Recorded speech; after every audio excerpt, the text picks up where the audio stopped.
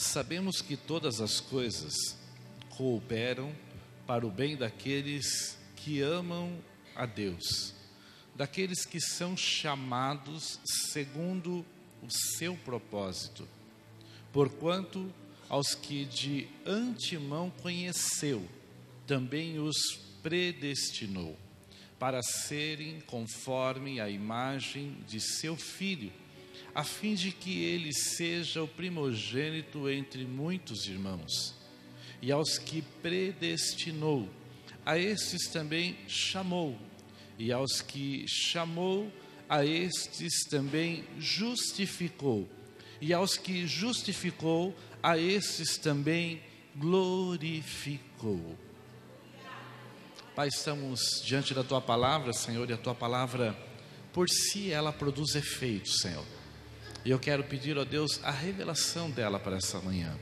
Que nessa manhã nós possamos desfrutar, Senhor Deus, ó Pai, de uma revelação por esses 6 anos e o 7º que se abre na vida dessa igreja, Senhor. Que o Senhor possa abençoar os líderes, os diáconos, ó Deus. O Senhor possa abençoar, ó Pai, a liderança de cada departamento, Senhor. Abençoar os pastores dessa igreja. E que possamos juntos nessa revelação receber algo especial da Tua parte, ó Pai. Espírito Santo de Deus, tenha total liberdade de agir e de falar nessa manhã. Eu te peço em nome de Jesus. Amém. Você pode dar um glória a Deus bem alto aí? Aleluias. Um texto bastante conhecido, porque muito se fala, principalmente do versículo 28.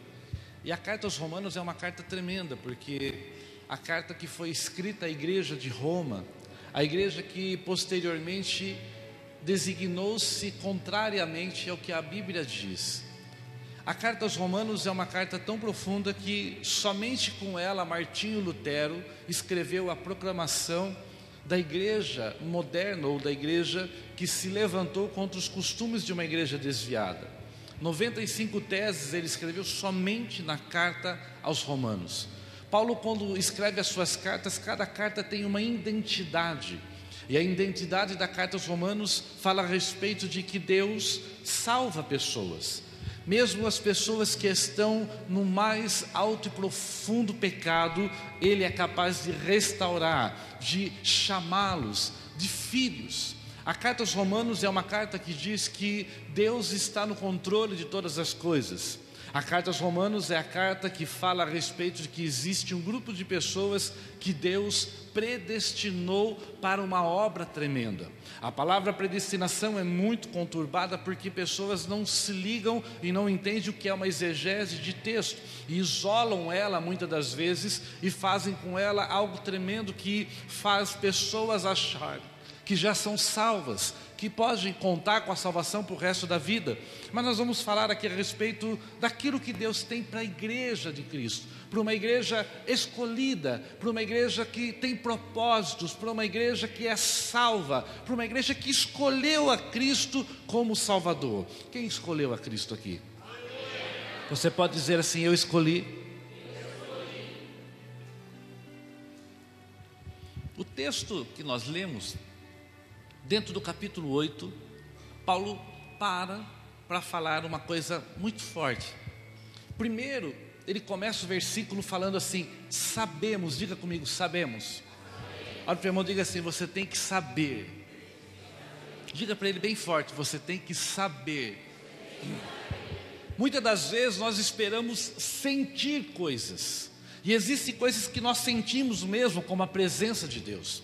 Existem muitas coisas que sentimos como momentos da vida de tristeza, são sentimentos que tocam a nossa vida, principalmente quando passamos por dificuldades. Mas esse texto, Paulo inicia dizendo uma coisa: nós temos que saber o que está acontecendo antes mesmo de enfrentar a circunstância. E quando ele fala a respeito de saber, ele fala de algo consciente, porque nós nunca estamos preparados para certas circunstâncias que podem acontecer na nossa vida. Existem coisas que nos pegam repentinamente, existem coisas que chegam sem explicar e sem marcar e sem fazer agenda. Existem coisas na nossa vida que chegam e parece que é a destruição de tudo. Mas Paulo, quando está explicando esse texto, ele começa o texto dizendo assim: ei, tem coisas que temos que saber. E quando fala de saber, nessa carta Paulo fala muito a respeito da consciência, do entendimento claro, do culto racional. Ele fala que é a transformação da mente que nos leva a experimentar o que é bom, perfeito e agradável de Deus. Ele fala que tudo se encontra na nossa mente, no nosso coração, como diz a Bíblia. E aqui ele começa dizendo assim: você tem que saber. Você tem que saber. Você tem que saber a ponto de que tudo quando vem acontecer na sua vida, você tenha controle, domínio sobre o que está acontecendo. E ele continua dizendo assim: porque sabemos que todas as coisas cooperam para o bem daqueles que amam a Deus. Aqui ele já começa a falar algo tremendo, porque ele está dizendo assim: só coopera para o bem daqueles que amam. Quem não ama não entende. O que ele está dizendo, irmãos? Quando sabemos e enfrentamos dificuldades, nós entendemos uma coisa: Deus sempre estará no controle de tudo. Nós nunca passaremos por circunstâncias da nossa vida que Deus não esteja no controle. Nunca algo vai nos atingir sem que Deus esteja atento. E vou dizer uma coisa: em Deus habita tudo que é bom, no diabo habita tudo que é ruim. Até mesmo que o diabo tenta lançar contra a nossa vida, Deus consegue transformar isso de alguma forma em bem para a nossa vida, para um crescimento para a obra de Deus. Quando alguém disse para Jesus: bom mestre, disse: só Deus é bom. A Bíblia diz: em Deus não há sombra de variação. A Bíblia fala que Deus está no controle de todas as coisas. E quando eu vejo, por exemplo, o que aconteceu na vida de Jó, houve permissão de Deus para acontecer coisas que aparentemente iam destruir a vida de Jó, mas na verdade tudo aquilo levou Jó a ter muito mais do que ele tinha no princípio. Deixa eu te dizer uma coisa, Paulo está dizendo assim: você tem que saber que quando o dia mau bater na porta da sua casa, esse dia vai ter início, vai ter meio, mas vai ter fim, e virá o dia em que tudo aquilo será somado como bênção na sua vida. Para enfrentar um dia mau, não se enfrenta um dia mau achando que nas emoções seremos sarados. Não, temos que ser conscientes quando o dia mau chega. E ser conscientes é estar preparado para entender: se começou um dia mau na minha vida, Deus está no controle, e de alguma forma Ele vai me ensinar alguma coisa, de alguma forma Ele vai trazer algo novo para mim, de alguma forma eu vou crescer com isso, então eu vou enfrentá-lo, porque Deus estará comigo. Quando se fala de Salmo 23, nós falamos sempre do primeiro versículo: o Senhor é o meu pastor, o Senhor é meu pastor.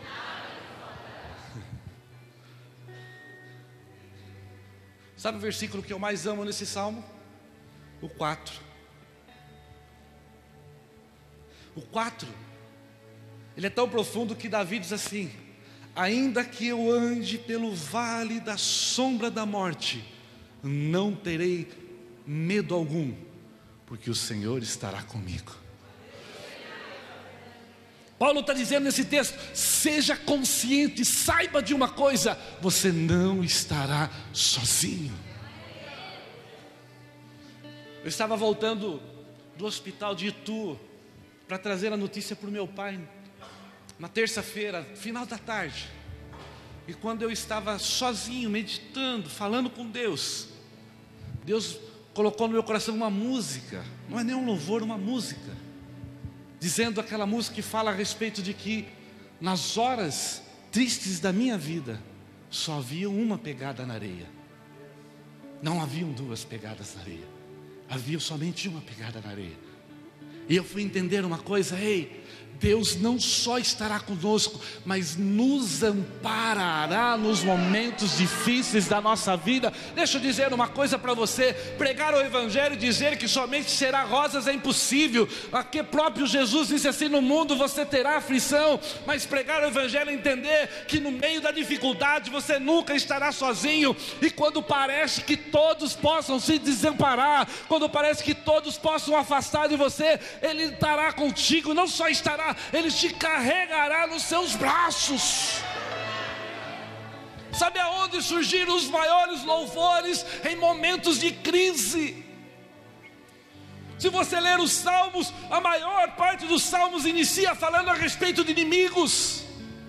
Mas a profundeza daquilo que Deus dá em momentos de crise é ver o céu por dentro. Hoje nós adoramos uns hinos, eu até falei, pastor, esses hinos parece que foram buscados lá dentro do céu. Vai ver a história deles. Deixa eu dizer uma coisa: tudo que possa vir contra a tua vida não vai destruí-lo. Pelo contrário, Deus vai tomar isso como alimento para fazer o teu crescimento ser maior do que você espera. Ei, vem um crescimento na sua vida. Talvez você passou 6 anos de dificuldade, mas você está firme, permanecendo. Se prepare, vem tempos de colheitas de Deus, e Deus vai somar tudo isso na sua vida e vai te edificar no crescimento nele.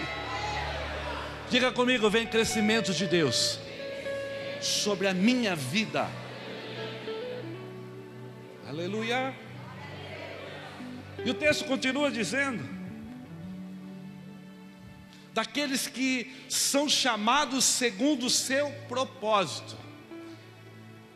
Diga assim: na minha vida existe um propósito. Diga: eu não nasci à toa. Sabe o que eu mais se preocupo quando eu olho para a vida de pessoas? Não é o que ele está passando. O que eu mais se preocupo quando eu olho para a vida de pessoas são pessoas que estão levando vidas sem propósito algum. O pior na vida de alguém não é a morte. O pior na vida de alguém é viver uma vida sem propósito algum. Aqui o texto está dizendo assim: ei, nós fomos chamados para um propósito, e tudo que acontece na nossa vida vai edificar esse propósito. Não podemos achar que nós nascemos simplesmente para viver e passar um tempo aqui, não. Nós nascemos porque Deus tem um propósito com a nossa vida. E é interessante que o salmista, ele diz que esse propósito Deus colocou na nossa vida ainda antes de sermos colocados no ventre da nossa mãe. Você não nasceu por um acidente, você não nasceu simplesmente por uma coisa comum, não. Quando veio para o ventre da sua mãe, Deus já te conhecia. Há um propósito de Deus com você, e esse propósito está hoje findado e fundamentado nesta casa.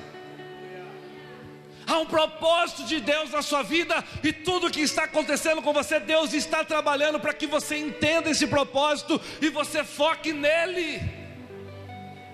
Nós vivemos uma geração de pessoas que atiram para todo lado, e até eu mesmo, no meu início de caminhada cristã, eu gostava de falar assim: pastor, eu acho que esse negócio de melhor ter um passarinho na mão do que 2 voando é coisa de covarde. Eu quero logo a passarinhada inteira. Eu falava isso. Aí Deus falou comigo: sabe o que é ter um passarinho na mão do que 2 voando? É ter propósito. Está cheio de gente tentando catar tudo quanto é passarinho e não tem foco. Ter um na mão é foco.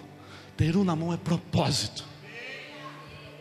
Sabia que tem gente que vive a vida inteira e quando chega na velhice, ele se arrepende porque lá atrás ele podia ter direcionado a vida dele de uma forma clara e ter foco naquilo que ele fazia, mas ele foi só vivendo, e hoje nós vivemos um país que vive a mesma história da época da Grécia, a mesma história da época de Roma, a mesma história dos impérios que fizeram de pessoas grandes e ricas e a maior parte das pessoas pobres e miseráveis fazer o povo viver de circo e pão. Está todo mundo distraído com a Copa, não está vendo? O circo. Há muita gente feliz porque recebe Bolsa Família, pão. E tem gente que acha que isso é formidável. Deixa eu dizer uma coisa, nós não fomos escolhidos para viver de circo e pão, nós fomos escolhidos por propósitos. E o que é propósito? É saber aonde eu quero chegar e ter foco. Pergunta para o teu irmão assim, onde você quer chegar, irmão? Eu não estou falando de localidade, você está querendo chegar na sua casa para almoçar. Vida. Aonde eu quero chegar? Eu tenho conversado muito com as minhas filhas, e principalmente a mais velha. Eu falo para ela, aonde você quer chegar? E eu não aceito quando ela diz assim, eu não sei, pai. Você tem que saber, tem que descobrir. Mas pai, eu acho que eu sou nova ainda, mas é um início. Você começa a se descobrir agora. Você pode até entender que há algo maior de Deus na sua vida e mudar alguma coisa, mas você tem que partir de um foco. Não deixe os seus filhos largados e dizer assim, um dia eles vão descobrir. Não, procure ajudá-los a encontrar foco, encontrar o que é o destino para a vida deles, porque nós temos um destino. Deus nos chama para coisas. Por exemplo, quando se fala de ministério, Deus chama para apóstolos, chama para pastores, chama para evangelista, chama para profeta, chama para ensinadores da palavra de Deus. Deus dá foco no ministério. Não adianta a gente tentar ser tudo, um clínico geral, não. Deus chama uns para uma coisa e outros para outra. Deus tem um foco na sua vida. E o foco de Deus na sua vida, tudo que acontece na sua vida contribui para esse propósito. Não viva a sua vida sem foco. Não viva a sua vida sem propósito. Não deixe passar e daqui eu voltar, talvez se Deus quiser, quando a igreja estiver fazendo 14 anos, já se passaram mais 6, mais outro ano sabático, e você está do mesmo jeito. Não, eu não quero que você saia daqui sem entender que daqui os próximos anos Deus quer te colocar por cabeça, que nesses próximos anos Deus quer te levantar, que nesses próximos anos são anos novos de vida para você. Foco! Diga para quem está no chão assim, eu tenho propósito.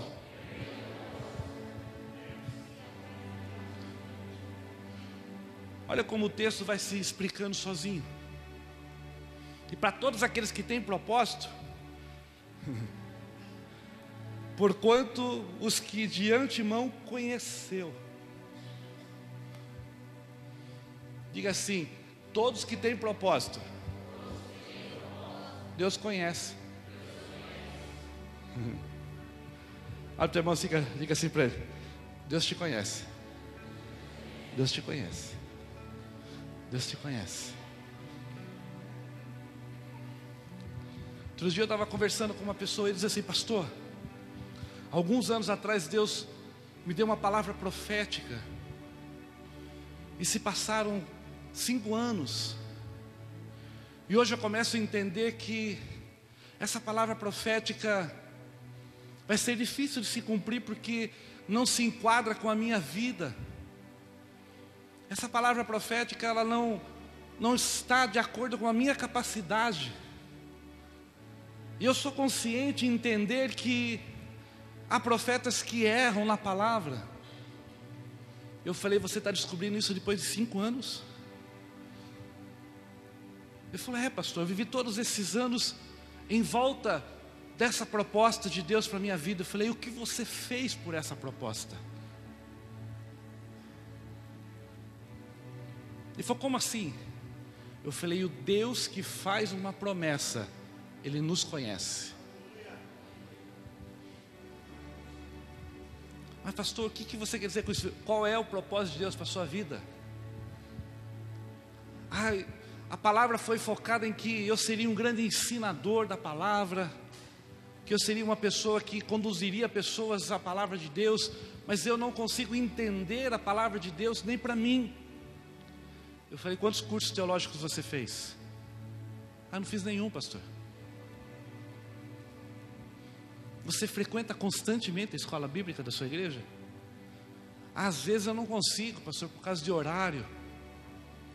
Eu falei, Deus conhece você, sabe a sua capacidade. É você que não está acreditando na palavra. Não existe uma palavra que Deus dê para alguém que Ele não conheça onde a pessoa pode chegar. Não existe uma sequer palavra direcionada pela Bíblia, ou até mesmo por uma profecia, que Deus não conheça a sua estrutura. Aqui está dizendo, quem tem propósito, Deus conhece a estrutura. Deus não dá propósito para pessoas que não vão alcançar. Até mesmo as dificuldades, Deus fala que Ele conhece a nossa estrutura e não dá tribulação, ou dá problemas na nossa vida que nós não possamos suportar. Ele conhece os nossos limites. Portanto, se Deus disse que vai mudar a tua história, Ele não está olhando para hoje na tua história, Ele está olhando no que Ele vai fazer amanhã na tua história, porque Ele é o Deus que muda a história sem precisar de nada. Ele conhece a tua estrutura quando Ele te levantou, quando Ele te trouxe para a casa dEle, quando Ele te colocou como chefe de família. Ele te conhece, conhece a tua estrutura. Não olhe para você menosprezando quem você é. Não, você é alguém que Deus tem propósito e Ele te conhece. E já começa a conhecê-lo nas nossas falhas. Pensa num Deus que sabe como nós somos pecadores. Conhece tudo sobre nós. Às vezes, pastor, eu vejo pessoa que vai orar tem um receio de contar as dificuldades para Deus.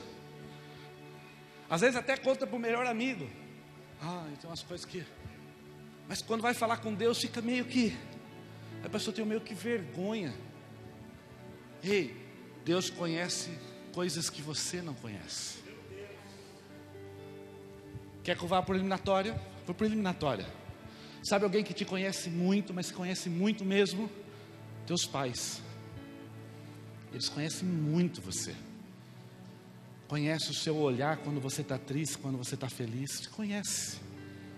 Mas quando você se casa, você traz alguém para perto de você que conhece você mais que os seus pais, que é o seu esposo ou esposa, que dorme com você, que levanta com você, que sabe as suas necessidades, sabe o que você precisa, conhece profundamente você.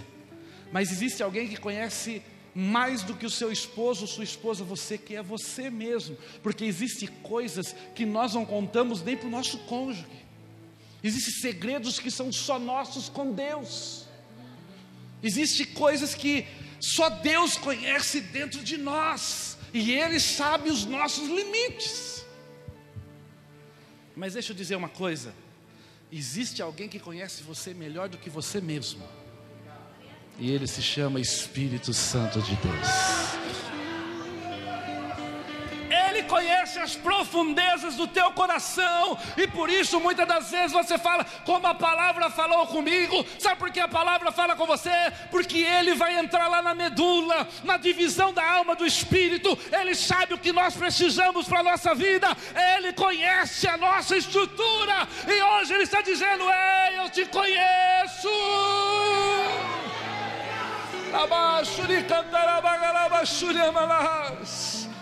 Eu conheço você desde o ventre, eu conheço você antes do ventre, eu conheço você na criação, eu conheço você ainda informe, eu conheço você.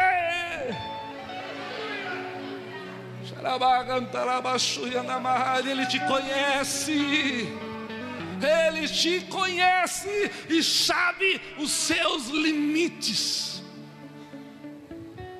Ele não vai deixar você afundar, não. Ele não vai deixar o barco ir a fundo, não. Ele não vai deixar essa situação acabar com você, não. Ele conhece o teu limite. Ele te conhece melhor do que você mesmo. Por isso eu quero dizer uma coisa: se levante hoje e saiba que, conhecendo o teu limite, Deus está te dando uma palavra. Vá em frente, porque eu tenho propósito na sua vida. Diga comigo assim: ninguém nasce sem propósito.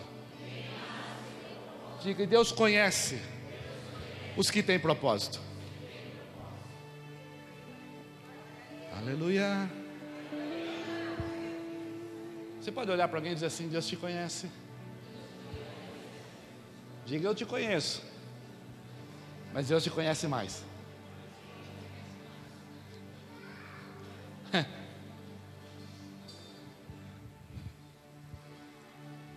E os que Ele conheceu, olha como é importante entender a exegese de um texto.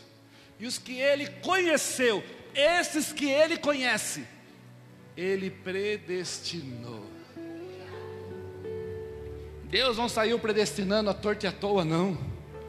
Ele primeiro conhece a pessoa, conhece de antemão o que a pessoa vai fazer, conhece de antemão o que a pessoa vai ser, conhece de antemão a história da pessoa, e depois que Ele conhece, Ele predestina a pessoa, mas não predestina para qualquer coisa, predestina para ser igual a Jesus Cristo. A gente fica às vezes preocupado, mas pastor, quem será que é o salvo, quem é condenado? Deus escolhe isso? Não, Deus não escolhe, mas Ele sabe, porque isso se chama presciência. Deus conhece o ontem, Deus conhece o hoje, Deus conhece o amanhã, Ele conhece todas as coisas, e conhecendo todas as coisas, aí Ele começa a predestinar histórias, e a tua história, irmão, tem um final feliz. A tua história foi escrita por Deus. A tua história, pode ver que você às vezes está indo para um lado, e quando você vê, você mudou de direção. É o Espírito de Deus te levando para a direção nova, porque Ele tem algo com você.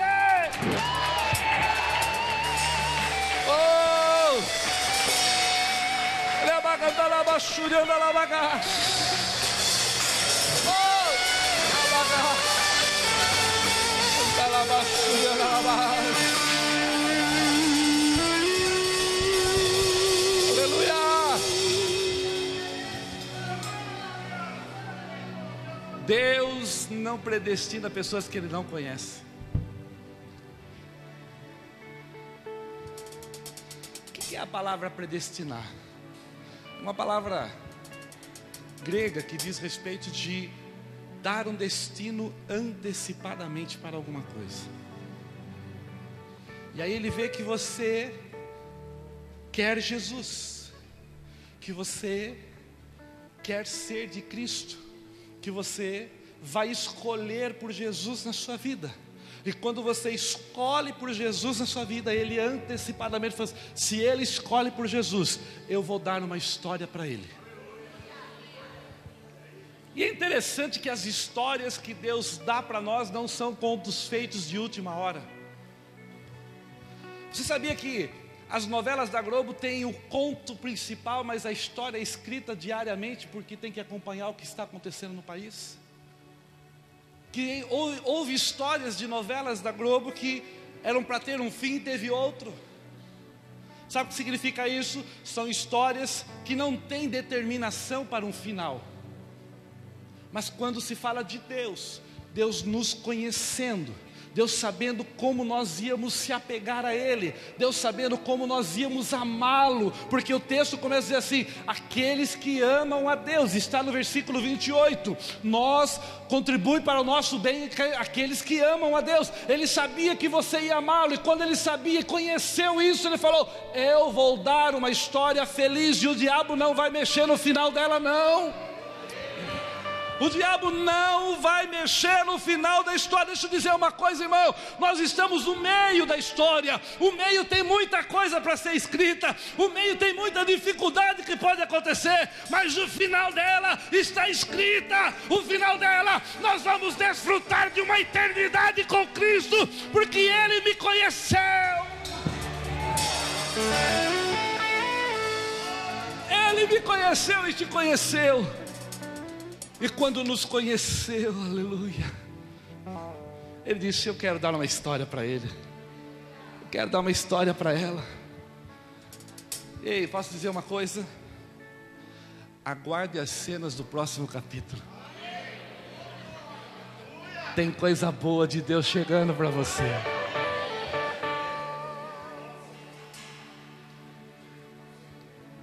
Há um mistério envolvido nisso.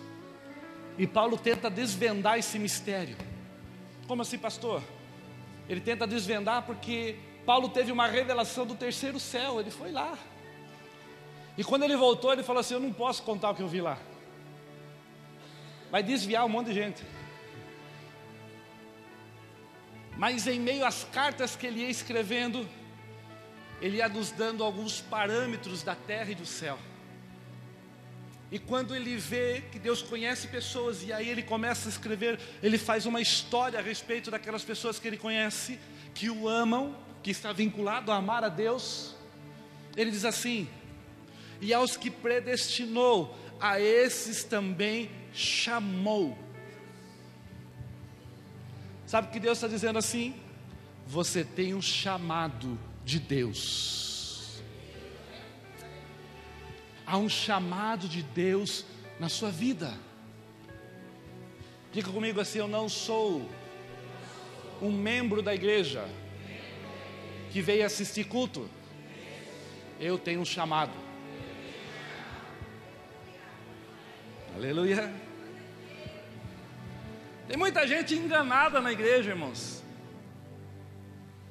Eu me lembro quando eu congregava em São Paulo, a igreja do pastor Jabes Alencar. Eu congreguei tempo lá, porque a minha igreja, quando eu dirigia uma igreja de Votorantim, era ligada a ele. E chegou um tempo em que a distância de Sorocaba para São Paulo, para o culto, ficou apertada, e minhas filhas crescendo, e eu preocupada com as minhas filhas, falei: eu preciso achar uma igreja em Sorocaba para congregar, aonde elas tenham comunhão com os jovens, adolescentes, que elas possam trilhar o chamado dentro da igreja. E quando eu comecei a procurar uma igreja, não procurei uma igreja para mim, eu procurava uma igreja olhando para elas, aonde elas iam se identificar. Porque eu dizia com a minha esposa, eu dizia para ela assim: nós temos graça de Deus, conhecemos a Deus. Em qualquer igreja a gente permanece. O importante é elas, nós temos que cuidar delas, filhos. E quando elas se encontraram em uma igreja, eu sentava lá no fundo, irmãos. O meu desejo era ficar escondido. Mas no primeiro culto que eu sentei lá no fundo, quando o pastor da igreja pegou o microfone para pregar, ele falou: irmãos, antes que eu pregue, não é o pastor Ivan que está lá no fundo?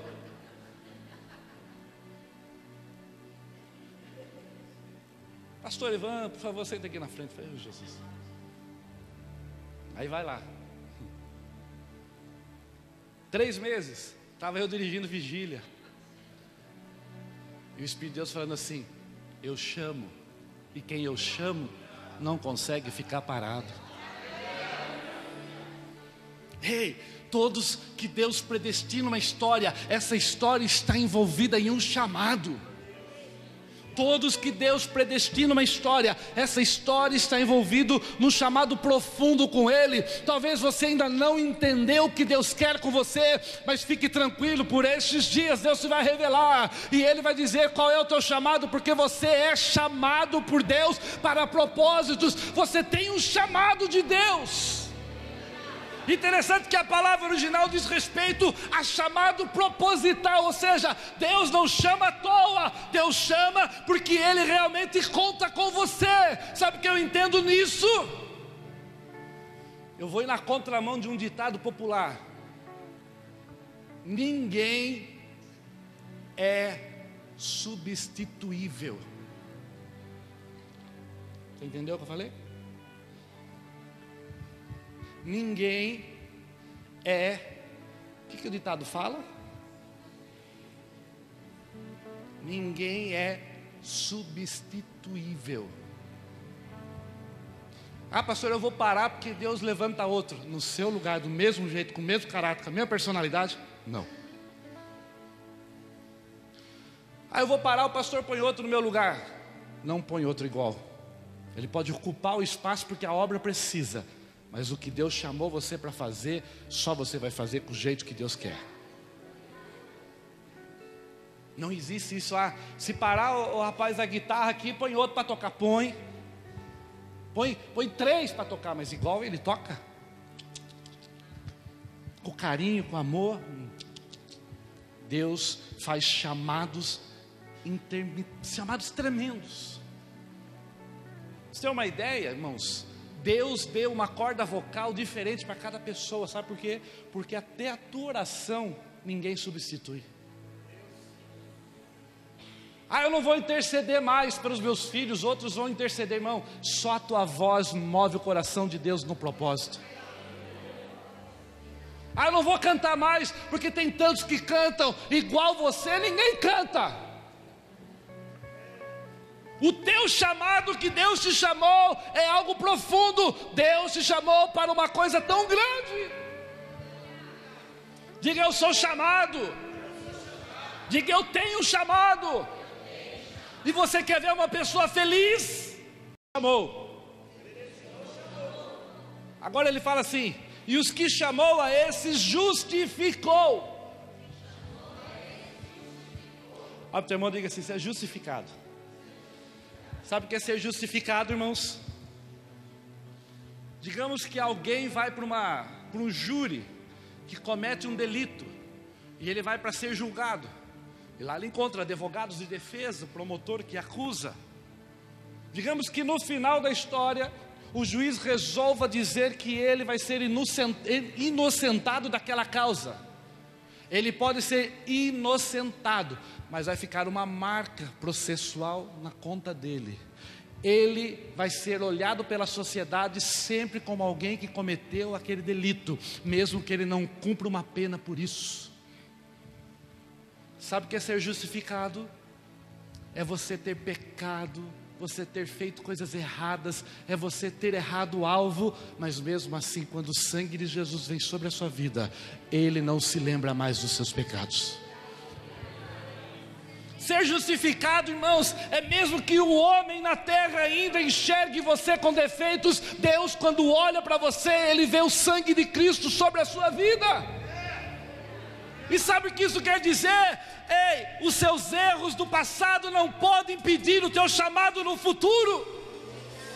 Os teus erros do passado, e quando eu falo passado, ontem já passou. Precisa ter conserto, e o sangue de Cristo te coloca de novo em comunhão com Deus. Tem tanta gente que chega na igreja cheio de culpa, cheio de sempre amarrado com as coisas do passado. Deixa eu dizer uma coisa: se desamarre, porque quando você entra, pede perdão, o sangue te purifica de todo o pecado. Martinho Lutero, que usou muito esse livro de Romanos, ele gostava desse livro, irmãos. Sabe por que ele gostava? Porque ele era um padre monge. O que um padre monge fazia? Ele fazia cópias da Bíblia. Só que ninguém pega uma cópia inteira para fazer da Bíblia. Martinho Lutero focou anos da sua vida fazendo tradução do livro de Romanos. Livro de Romanos, livro de Romanos. Quando a igreja começou a errar, ele falou: pô, está aqui o erro. No livro de Romanos ele conseguiu iniciar a reforma da igreja. E com o livro de Romanos, um dia o diabo apareceu no quarto dele. Ele escreveu isso no seu terceiro livro, Um Encontro com a Vida. E ele escreveu que o diabo chegou e disse assim: você não pode continuar essa obra porque você é um cara imperfeito. Você não pode continuar essa obra porque você cometeu esse pecado. Cometeu esse pecado, e disse que começou a escrever na parede os pecados que ele tinha na vida dele. E foi escrevendo: você faz isso, você fez isso, você fez isso. Tudo isso você fez, isso impede você de continuar esse chamado de Deus na sua vida. Martinho Lutero olhou para aquilo e disse assim: está faltando uma coisa aí. O diabo falou para ele: não está, eu conheço a sua vida. Os meus demônios assistem a sua vida. Eu conheço detalhadamente a sua vida, está tudo aí. Ele falou: não está, está faltando uma coisa aí. Não está faltando, eu conheço. Tudo isso aqui você fez, tudo isso aqui te condena, não está faltando nada. Está faltando uma coisa aí. O que é que está faltando? Escreve embaixo: o sangue de Jesus me purifica de todos esses pecados. Eu não sou justificado porque sou bom, eu não sou justificado porque mereço, eu não sou justificado porque não peco, eu sou justificado porque Jesus morreu na cruz e derramou o sangue dele, e o sangue dele me justificou, o sangue dele me colocou na presença do Pai, e por isso eu posso adorá-lo. Oh, você é justificado, por isso ele te chamou, porque ele te justificou.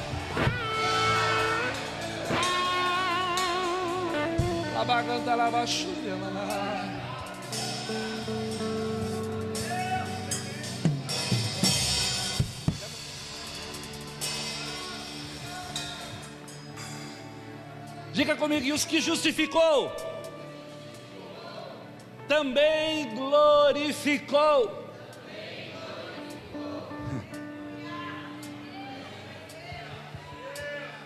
Meu Deus, a palavra glorificou, original,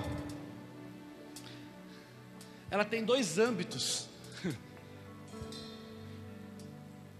E quando um dia eu estudei sobre essa palavra, eu fiquei impressionado, porque quando se dá dois âmbitos, quer dizer que se dá um âmbito natural e um espiritual. E quando eu comecei a entender, Deus justifica o homem para habilitá-lo para milagres. Deus justifica o homem para habilitá-lo para a sua obra. Deus justifica o homem para que ele possa fazer execução do sobrenatural na terra. A palavra glória aqui, ela diz respeito a méritos. Diga comigo assim, eu não tinha mérito nenhum, mas Deus me deu. Quando fala glorificou, o sangue de Jesus te coloca em posição iminente de fazer a obra dele sobrenaturalmente. A palavra raiz da palavra glorificou, a palavra raiz diz respeito a você, aleluia, ter em você identidade com Deus no sobrenatural. Pastor, explica melhor isso, vou explicar. Quando está dizendo que Ele justificou você, Ele eliminou o peso do pecado que estava sobre você através do sangue de Cristo, Ele te preparou para ter em você o DNA de Deus. Ele preparou você para operar no sobrenatural de Deus. Vou te explicar de uma forma mais interessante. O autor da carta aos Provérbios, sem entender este texto que Paulo ia escrever na frente, ele diz assim: louco o homem que não entende que aquilo que ele fala procede bênção e maldição. Louco o homem que não entende que quando ele fala, acontece. Como assim? A única pessoa que fala haja luz e houve luz foi? A única pessoa que disse separa a água e separou foi? Como é que alguém escreve no meio de um monte de provérbios umas frases que estão deslocadas, não tem a ver? Sabe por quê? Porque ele escreveu por revelação. E nem tudo que falamos por revelação nós temos conhecimento pleno do que falamos. Mas Paulo, quando chega lá na frente, ele diz assim: sabe o que é que esse provérbio quer dizer? Que quando você é justificado pelo sangue de Cristo, o sangue de Cristo tem DNA. Sabe aonde você carrega o seu DNA? No seu sangue. Sabe como que faz teste de paternidade? Com o sangue. No sangue descobre qual é o DNA que te leva à paternidade de um pai ou de uma mãe. Sabe o que acontece quando o sangue de Cristo vem sobre a sua vida? Você recebe a paternidade de Deus sobre você através do DNA do sangue de Cristo, e isso te capacita a fazer o sobrenatural de Deus acontecer aqui na terra. Isso não é mérito de pastor, isso não é mérito de obreiros, isso é mérito da igreja. Quando você faz parte da igreja e você se arrepende dos seus pecados e o sangue de Jesus vem sobre você, você começa agora a ter autoridade sobre demônios, ter autoridade sobre enfermidades, ter autoridade sobre, e se pisar em serpentes e escorpiões não vão fazer nada contra você, porque você tem autoridade sobre tudo. Há uma autoridade que Deus delegou sobre a sua vida, e Paulo está falando, Ele te glorificou na terra, Ele te colocou na posição de pôr demônio para correr, te pôs na posição de pôr enfermidade para correr, te pôs na posição de profetizar e acontecer na tua casa.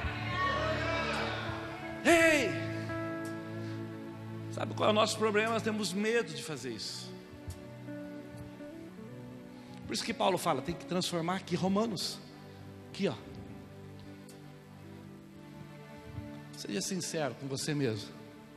Quantas vezes essa semana você profetizou contra os problemas que você ou alguém da sua casa estava passando? Nós às vezes só oramos, E a oração pode muito dos seus efeitos, mas tem hora que não é só orar, tem hora que é agir. E aí nós não agimos. As portas se fecham e a gente não tem coragem de dar ordem para outra se abrir. Nós só oramos para Deus abrir a porta. Mas você tem autoridade para liberar uma palavra para que a porta se abra. Você vê um ente querido querendo se divorciar e você ora para que Deus mantenha a união, mas você não tem coragem de determinar que os demônios que possam estar agindo ali vão embora. Deixa eu dizer uma coisa, você tem essa autoridade e o diabo não pode tirar isso de você. Ninguém pode tirar a autoridade que Deus deu quando Ele te justificou. O sangue dele glorificou você na terra. Você está num outro patamar. Ser glorificado é sair da natureza humana comum e partir para a natureza divina. A natureza divina está habitando em você. Diga assim: eu faço parte da natureza divina. Diga: minha vida vai mudar. E o outro aspecto dessa palavra, para concluir, eu quero concluir porque eu já estourei minutos aqui. Ele glorificou você. A palavra está dando conotação de que você está preparado para morar no céu. Fique de pé junto comigo.